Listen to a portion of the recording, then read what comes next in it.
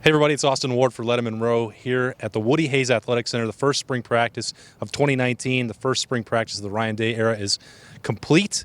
I'm Austin Ward, this is Jeremy Birmingham, and we're joined today by our special guest, Tim May, the legend, the emeritus of this beat. He just can't quit. He was supposed to be retired, but he wanted to hang out. And Tim, since you are I love watching football, man. Sorry.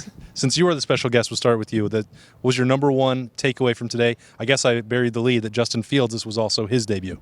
Yeah, absolutely. And, you're wondering what's this guy going to look like. And he looked like, in my opinion, the way he just carries himself, 5-star. I mean, just like he came in with. But, I keep telling people, don't sleep on Matt Baldwin. I mean, he's been in the program for a year.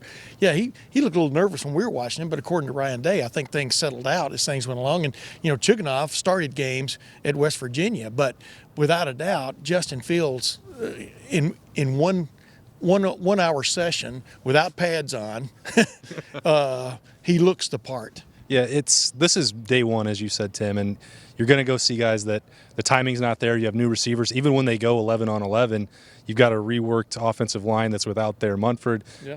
That's Gavin Cupp is at left guard. That's not what's going to be the case when Jonah Jackson. Gavin Cupp came on though as he near the end of the year. I mean, I was hearing from people that he was really making a step forward. It was either get on the bus or watch the bus run away. But that's a great example. And like you're saying, at right tackle you've got Brandon Bowen. I mean, talk about looking the part. I mean, there's a guy that just you figure the sky's the limit for this guy if he ever stays healthy. Yeah, I think Birm.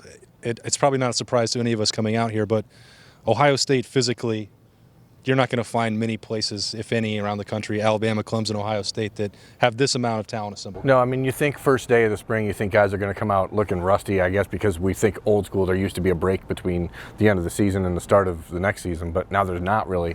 But to me, it's wild when you look at someone like Zach Harrison, who I've watched for the last 3 years, and he was always the biggest guy on the field, and he looked like a monster among boys in high school, and now he just looks kind of small.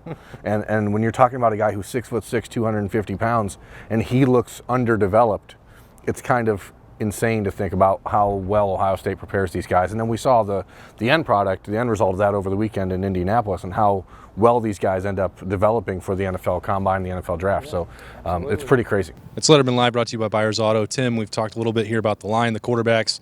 Not a lot of uncertainty at running back. Wide receiver should be in pretty good shape as well. So let's talk about the Silver Bullets, one of the worst historical seasons that Ohio State has ever had. You got 4 new defensive coaches over there. What did you see? What player, what coach stood out to you today? You really didn't get a real look at what the scheme is going to be. All you're kind of going about what you're hearing about the scheme.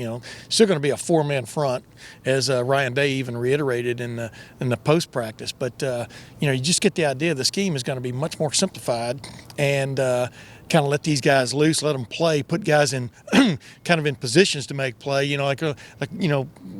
That Brendan White could be a quasi. I mean, he could be a quasi linebacker, quasi safety. It looks like that maybe they're looking at some of that kind of stuff. And, maybe we'll be talking about hybrid guys on the defensive side as much as we do on the offensive side. But the main thing is, wow. I mean, those guys can run. I mean, I'm looking at like Josh Proctor at safety. I mean, he goes up and makes a play when we're sitting there watching. That's why they went to Owasso, Oklahoma, and got this guy, because he is definitely a big-time talent. Isn't it? It's crazy. I think to me, the one thing we've heard all these people say, how's Ryan Day going to take over and make this program his own?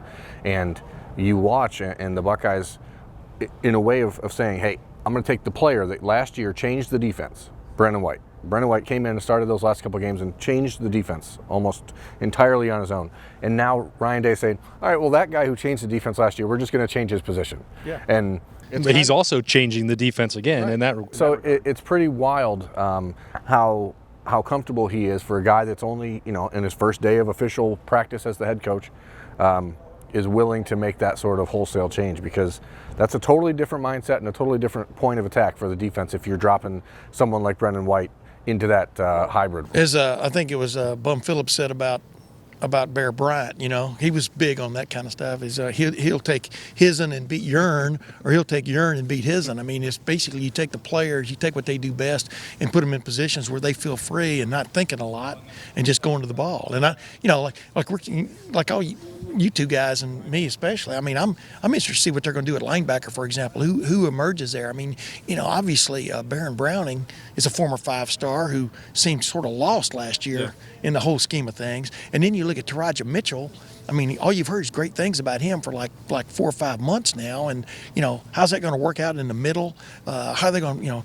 How's it going to work out on the edges? Malik Harrison, those kind of guys. I mean, I'm just really interested to see how they play that aspect of it. I think it's interesting to think about Baron Browning and Malik Harrison dropping down and maybe looking at a 5-2-4 look, something like that, where you have a back end guy like Brendan White who can be a hybrid third linebacker, but then you have a hybrid fifth defensive lineman like Baron Browning or Malik Harrison, someone that's bigger and can really push the edge. So they have a lot of flexibility, and I think what Ryan reiterated in the press conference today was it's about simple. It's about being simple and fast. Yeah, let me say one thing. Just so they don't run that Michigan offense, the Michigan defense that they ran against Ohio State. That one didn't work too well. No, 62. It's interesting. You touched on that key word of flexibility.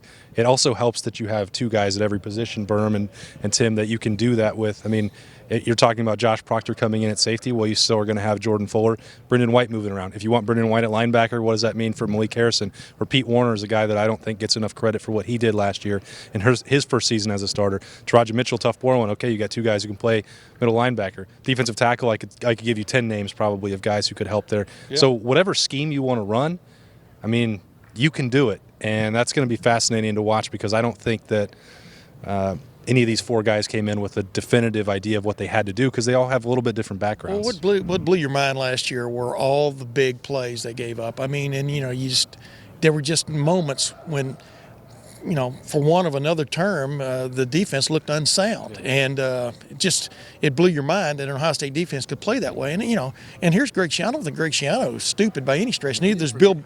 Neither does Bill Belichick, obviously, who's made him his defensive coordinator, for want of another word. But because I think there's still the jury's out on that regard. But the bottom line is, things didn't mesh last year, and it's amazing that the coordinator and the co-coordinator are both gone. And I mean, it looks like it's going to be the Greg Madison defense with help from Hafley and those guys, and so we'll see how that goes. I don't think it meshed last year though between Grinch and yeah. And I think the best part of this is that what we saw today is Ohio State's going to allow us to actually see it this spring. So we can't thank them enough for that. So we're actually going to have an opportunity to really see what's happening.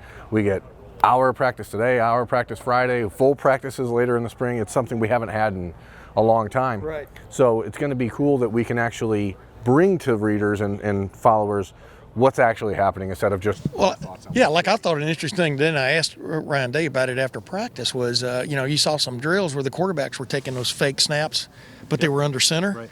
Where a guy was snapping, I mean, you're plugging that in your head and you're going, okay, how many times did you see, Zero. Exactly. Well, you saw a couple of times, they ran the jet sweep last year. And then you knew it was coming. Yeah, exactly. But putting the quarterback under center now gives the defense even more things to think about, et cetera. And maybe takes more advantage of some of these quarterbacks. And I don't know, there are things you can run from under center that you can't run from the shotgun and or the pistol. And like a 4th and 1? Yeah, 4th and 1. Boy. Yeah. Now we're already talking 4th and 1. It's the first day of spring practice. There's 14 more to go. We learned a lot. We appreciated having an hour of availability for Ryan Day's first practice. We appreciate Tim May, the legend, on the Ohio State beat, hanging out with us for a little Lettermen Live, brought to you by Byers Auto. So for Tim, Birm, I'm Austin Ward. Hey, we'll be right back here on Friday, and we'll be here all spring and all year long at Lettermen Row, providing coverage of Ohio State. So thanks for joining us. We'll see you next time.